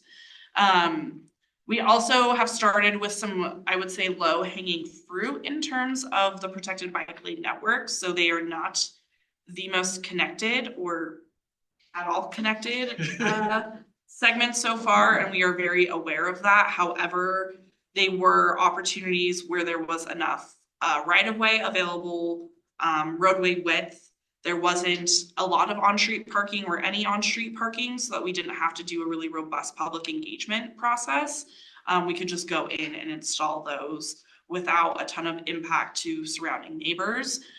We are planning on doing more protected bike lanes and want to eventually create a fully connected, comfortable network across the entire city. However, a lot of the main corridors that would have protected bike lanes do have a lot of on-street parking and residents that face onto the street. And so at that point, we as professionals feel like we need to do public engagement. And so we just have not had the opportunity to do those yet, but those will be coming in the future. All right. Ongoing studies and plans. Yeah. So we have a wide variety of ongoing projects right now. A couple that are probably of interest to this group, Arapahoe, the Transit Connection Study, that is an Arapahoe County funded led project that we are participating in. I actually just came from the executive board meeting today. So that is looking at how to create better transit connections across the entire county. So it's more than just Littleton, but then also creating more regional solutions. Looking specifically at micro mobility, so shared scooters, e-bikes, those types of things, as well as micro transit, which is like Lone Tree Link on Demand is a really great example of micro transit. Explain it a little more. I'm trying. It's essentially a public Uber. I was gonna say it's subsidized Uber and Lyft. Yeah. Maybe there's a better way to describe that. I think that's very good. Yeah. So there's conversations if microtransit is the best use of public funding because it is very expensive per rider compared to a fixed route transit system. That is like the most cost efficient. However, it does kind of solve the first last mile connections, like it's point to point, right? So you call it from your house, it comes and picks you up. You don't have to pay anything, or you don't need to pay so much. And then it takes you to your destination. So in a place like Littleton where we don't have the most connected sidewalk network, or we have a lot of deficient sidewalks or missing sidewalks or bike networks, getting to those transit stops are a lot of the gaps that we're missing. And so this kind of solves that in a way. So yeah, I think there's probably a place for microtransit, especially in a suburban land use environment like Littleton, along with fixed route transit. So probably have a little bit of both, but we're in the middle of that study. We just wrapped up kind of our first survey, and that will be finished by the end of this year. Blueprint Boulevard, that is now what we are calling the Littleton Boulevard Area Plan. So that is, yeah, hopefully it's a good laugh. You love Blueprint Boulevard. So that is a study that's actually being done by community development. And so transportation is just one factor of that plan. It's also looking at land use, historic preservation, housing, economic development, and then streetscape and green infrastructure as well. And so that is a vision plan, so there won't be any construction coming out of that. But it's really setting what is the vision for Littleton Boulevard into the future. And then we will have, you know, subsequent projects coming out of that. Bowles Avenue Corridor Study, we have a TIP grant for that. That won't start until next year. But again, kind of the last piece of, we have Project Downtown that focused on downtown Main Street Alamo. We're going to have the Littleton Boulevard Blueprint Boulevard Plan, and then Bowles Corridor Study will kind of be the last piece of that entire connection of Bowles to Littleton Boulevard. Dr. Cog BRT implementation we talked about. Lottie Street Corridor Study. I don't know if you want to talk about that, Shane. Yeah, so Lottie Street Corridor Study, we're wrapping that up. Originally, we had planned to already have it wrapped up, but originally we planned for 2 phases of engagement. And then there's an opportunity with the recommendations from the study and upcoming pavement work to actually retrofit a Lottie to get pretty close to what the recommended alternative is from the study. But because we didn't ask that question specifically to the public and there's some intricacies there, we decided that going back to the public to kind of confirm was a good idea rather than potentially ruin all the good, like kind of social capital we had built up with people involved in the study. So that will be coming soon, more details on that. But essentially, yeah, it's like, how do we kind of at the core of safer streets, how do we take these neighborhood streets that people use and kind of either retrofit them or completely redo them so that it actually fits the way that people travel about their neighborhoods and want to use the street, right? You know, a lot of people walk up and down and bike up and down a Lottie, and more people would if there was better bike facilities, but how do we create a street that facilitates that better and adds to the neighborhood character better and allows for cars, but, you know, maybe doesn't allow people to drive comfortably at 60, you know, through a neighborhood area, so. Yeah, we don't need to go through all these. 4-inch passenger rail will maybe happen. Yeah, that's all I got for you. All right, let's see, completed studies and plans. Broadway Corridor Study, we completed this in 24 sometime. So essentially this was originally, so this is a great example of federal funding where we applied for federal funding on the heels of RTD's BRT feasibility study. Broadway was recognized as one of the corridors for quick implementation in the immediate future. We thought we'd get ahead of it by applying for funding to do some design on Broadway ahead of that. By the time we actually got the funding, assuming Broadway was no longer a top priority for RTD. So we took that money and reached out to our partners up and down Broadway and said, hey, rather than just kind of design a few spots on Broadway, what if we all kind of came together and partnered and came up with a cohesive vision for what we want Broadway to look like? And up and down the corridor, what we heard from residents in that study is we don't want Broadway to look like Santa Fe or like University. We want Broadway to look like more like Broadway in Inglewood, you know, where you cross 285 there, where it's a little more Main Street feeling. Yes, it is a regional roadway, but like let's have it facilitate commercial activity and residential activity, not just vehicle traffic. So we are redesigning those 2 intersections at Broadway Mineral and Broadway in Littleton. We originally were hoping to redo it so drastically that it like completely mimics the recommendations from the Broadway Corridor Study. Turns out that's about a $30 million total endeavor for those 2 intersections, and we have 3. So we will be doing some spot improvements at each intersection. But that is how kind of studies funnel into how they influence design and then construction. So Kettering Gallup master influences all of that. Yeah, Kettering and Gallup Parks Master Plan. So that was, done to look at that whole region, that whole area. The high priority project that came out of that is what we're calling a cultural connection. So how to better connect the library and the museum, redesign Gallup Street into a shared street, and better bike ped connections. Currently, design and implementation of that is unfunded and not currently in our prioritized task list. You could do a crosswalk. Yeah. Are we actually gonna do a crosswalk? I haven't heard that. I don't know. Well, I think the crosswalk is expanded to fixing the drainage, and so I think those two things are together. Yeah, we've looked to do a pilot project there. Could we just use it with temporary materials? But the drainage has been, So I think the drainage is gonna get fixed and yeah, that's the only project that's happening this year. Project downtown, oh, I was gonna say, that's not a bad one to have, so. Yeah. It's a good first step. For the concert. I don't Good actually first. care about moving the playground. Which was the main. project downtown, so that vision plan was completed in 2024. We are now moving into phase 1 design this year, which will be for Main Street. And that will be what we call an alternative delivery project. So it'll be design and construction in one for that. So that should be constructed in the future. I guess I don't want to put a date on it, so we haven't started design yet. So in a couple of years. Yeah, Littleton Lincoln's trail connectivity study. We use Littleton and Link a lot, I'm realizing as we're going through this as a city. But so the whole idea with the trail connectivity study was not to look at the big regional trails, but to look at the smaller trails throughout Littleton, those ones that are kind of through parks and things like that, and think how could we actually make some non-traditional trails. For example, like how could we widen sidewalks at 10 feet and make it a multi-use path and better connect our trail system to each other, so that rather than just be able to get on a trail and just go one place, you can actually kind of use this network of trails to get all over the city. So that was in Arapahoe County open space grant funded project.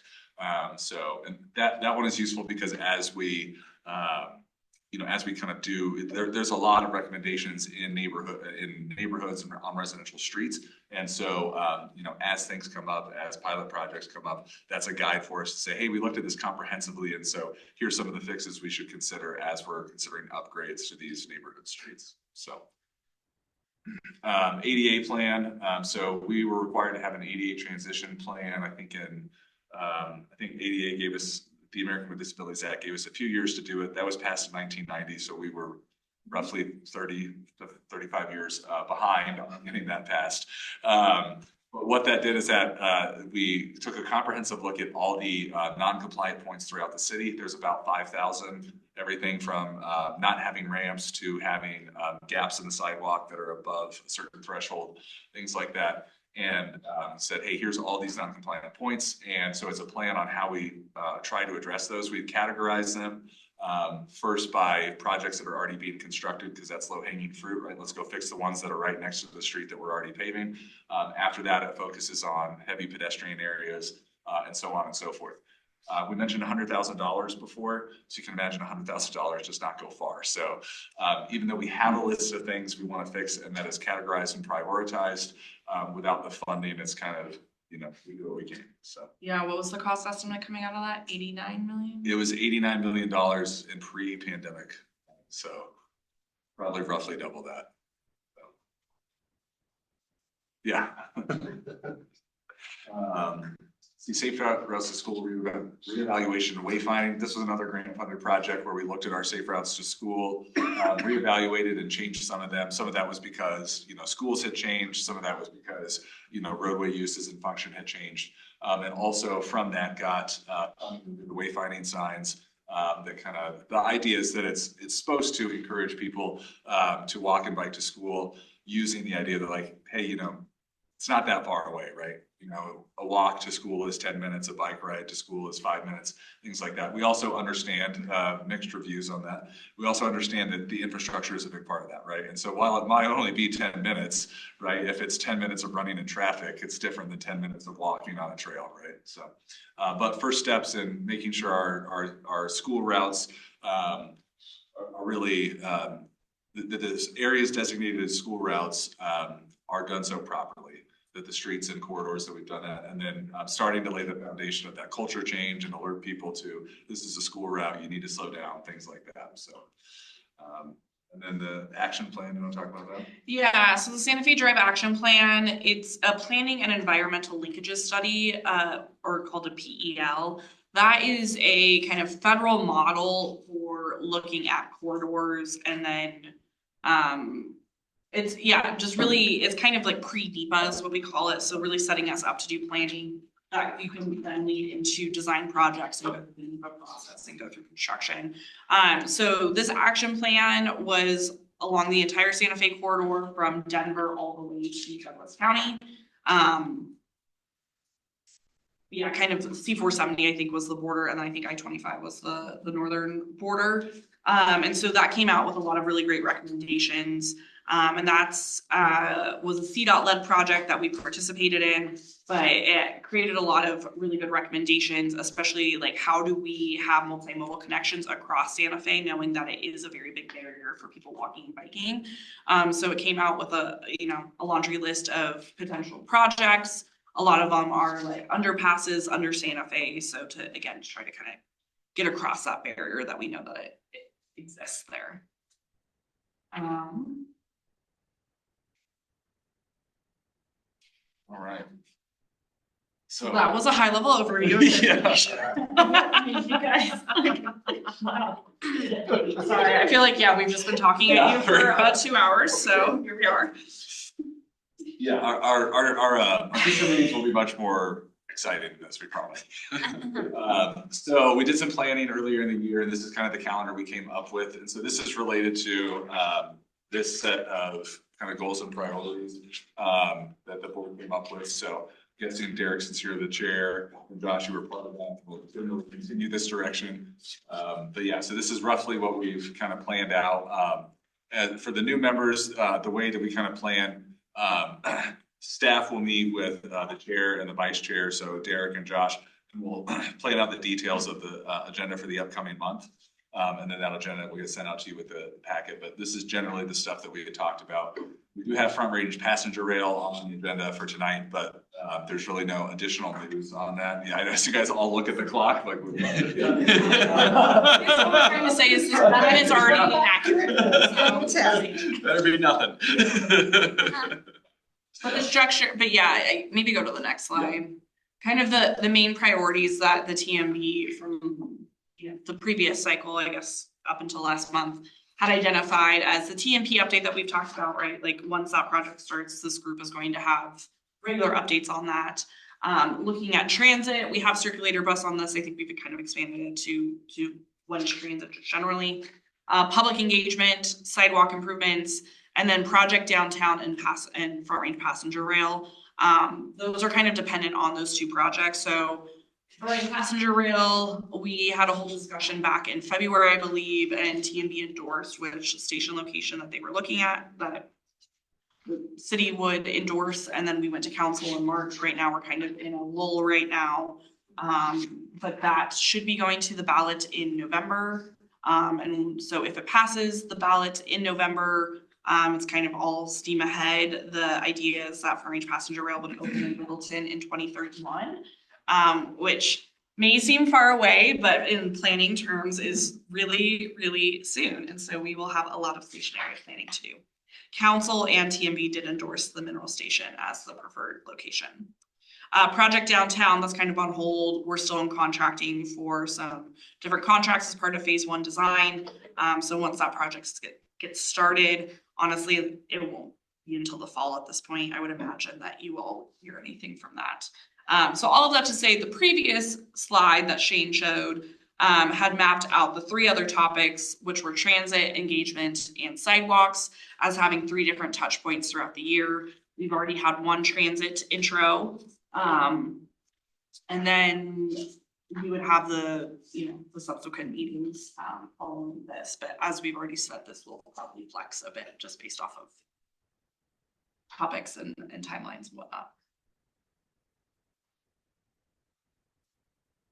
And then the rest of this stuff is all, I think, from our planning methods, right? More background information. Yeah, so we had TMB members split into teams of 2 and kind of propose how to tackle those 3 topics and what they would like to focus on. And so we've just included these as background information. We're not going to go through them tonight.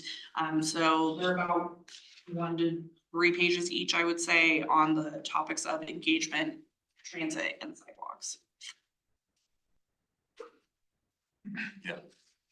And then we've also included the work that TMB did for the TMP. Probably should have put a cover page on this. So the main topic areas were funding, You can see there are about 2 pages, I think, as well as kind of the summary of the discussions and recommendations to council and to staff for the TMP update. So we had funding, communications and engagement, culture change,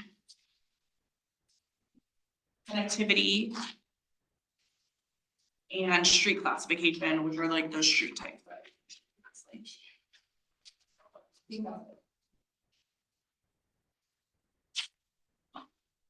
And then go back to the agenda.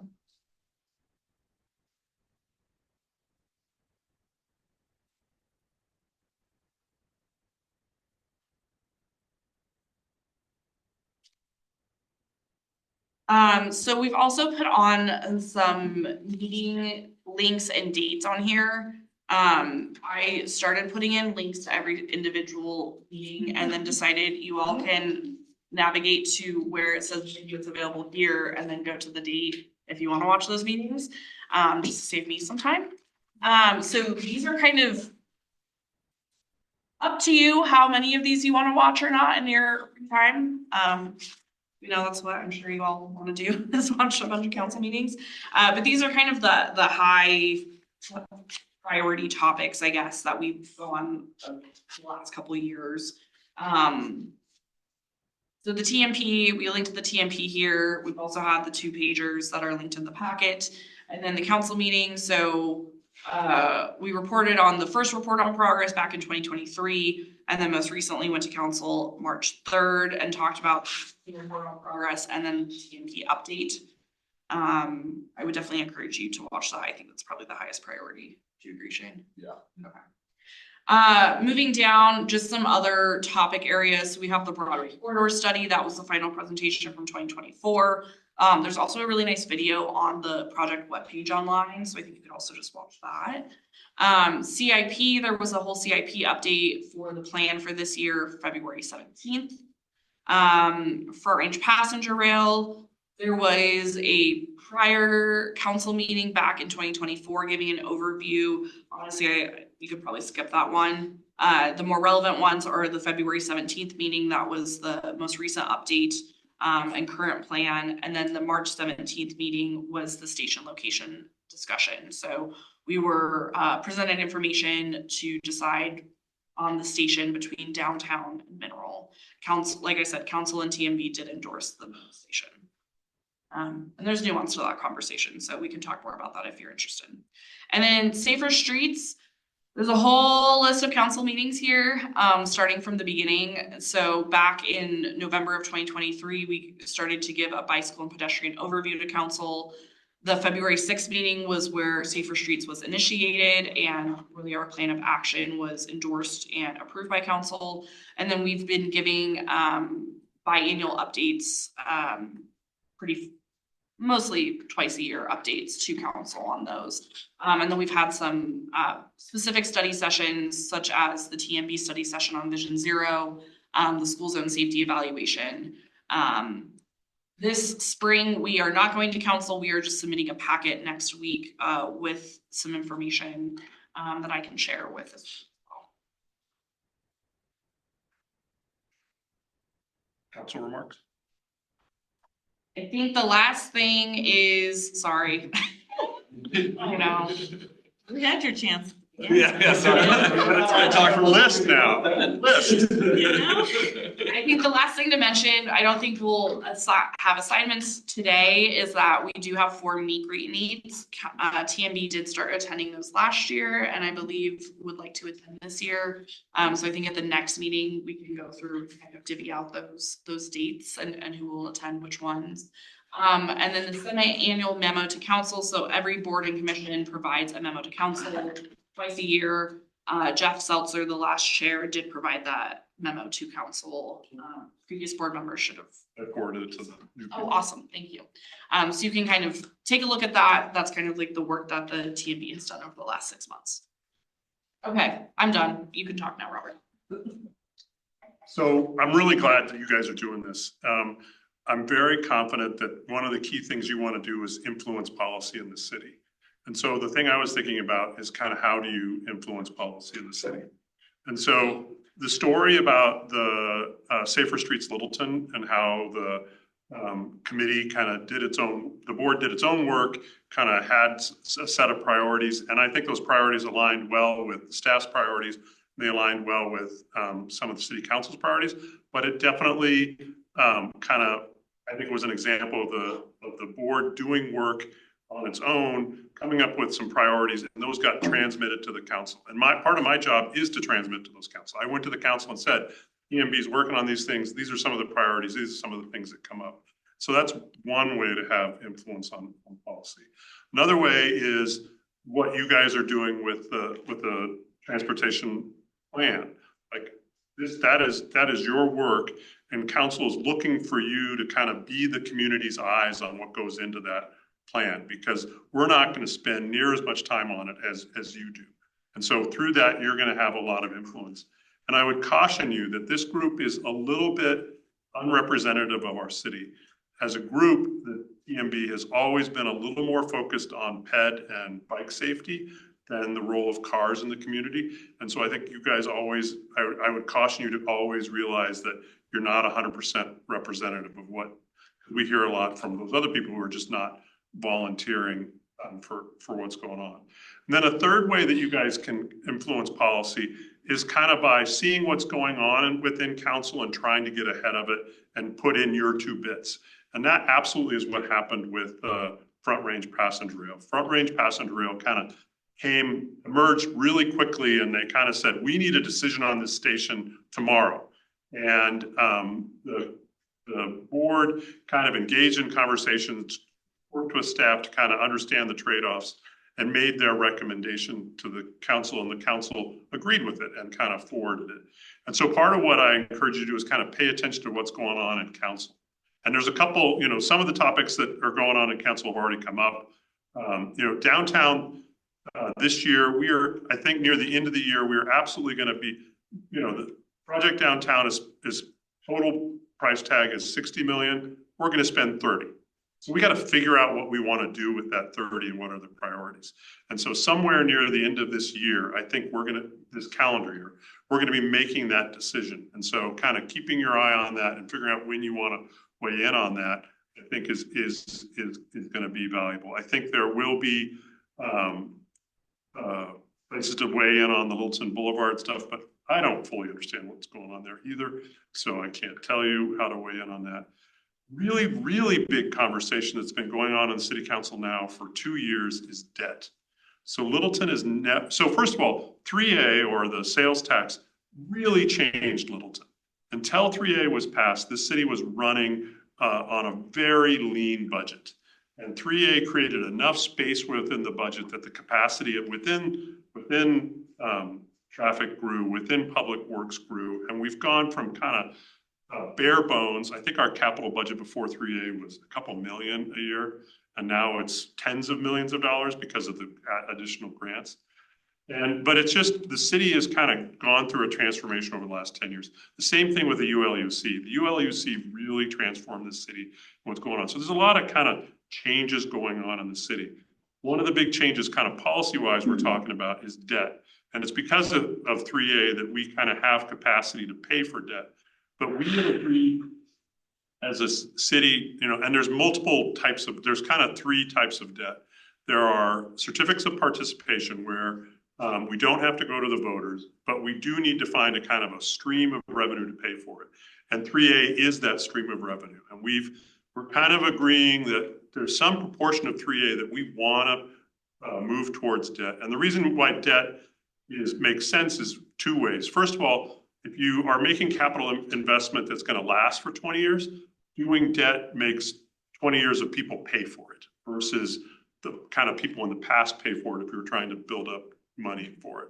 And then a second reason that debt makes sense is because inflation is so high that it's always cheaper to build now than it will be in 20 years.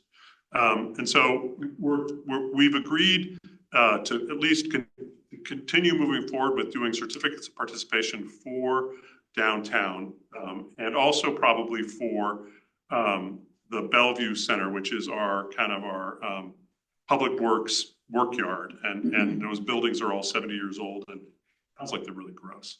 And so we've agreed to go forward with certificate, or at least continue to consider certificates of participation as a way to pay for those things. Second way you do debt is essentially, I think they're called revenue bonds. And essentially, if you have a stream of revenue that is guaranteed, you can do those revenue bonds. And we are absolutely going to do revenue bonds for stormwater improvements within the city and for improvements of our wastewater system. And so we are kind of growing our debt portfolio around stormwater and wastewater because we own a sewage plant. Who knew? But we do. And we also, this is really painful for me. We built all these culverts in the 80s and now they're worn out. As someone who graduated from high school in the 80s is not old, but they are worn out. And so we're replacing a bunch of those culverts. And then the third kind of debt is general obligation bonds. And that's where we ask voters to raise taxes to pay for some improvements. And I think this year, we're gonna kind of have a plan around debt, but that debt, a lot of that debt does go to infrastructure and roads. And that's gonna be part of the plan. And so that's something that I encourage you to pay attention to. And then the other thing, just like I've been elected now for 10 years. Anytime we change something, 30% of the community hates it. You're gonna hear about it. Like that's what happens. And it's just, and it's part of the job of kind of engaging with the public is figuring out where things go from 30% to 50%. Because there's always that noise and you gotta kind of figure it out. And we hear about a lot of things. We hear about traffic, we hear about pedestrian safety, we hear a lot about intersections, and we hear about parking. And there's kind of always that underlying rumble that we hear about and you're gonna hear about too. And I'm glad that you're along for the ride. Thank you for letting me take your more than 5 minutes of your time when you should be going home. And the staff is great. They are. I had a question about the green team. Is that like a new thing that just started? I know it was presented at council on Tuesday. It's like as a brand new thing. Does someone from the transportation? That's an internal team. So just internal to city staff. Yeah, right. So as someone, I know like environmental sustainability, and is someone on transportation on that team, like internally? Yes, I am the representative. Cool. Sweet. Awesome. Very excited for that. Yeah.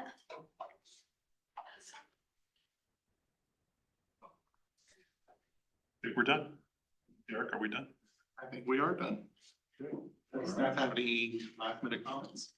I think I'll say that, normally we don't have 30 pages of text to read. So it's a little more visual and conversational, but this is kind of the fire hose orientation. So for new members or old members, feel free to reach out with any questions or clarification on this stuff. And as you're going through those resources, please reach out. So. Thank you. Yeah, I think that was really valuable. I did not get that when I came off with. That's great. And learned things today. Even that made me sound. Thank you. With that, All right. Thank you all. I'm glad we were able to skip the board member presentation. Yeah. You're welcome. Yeah.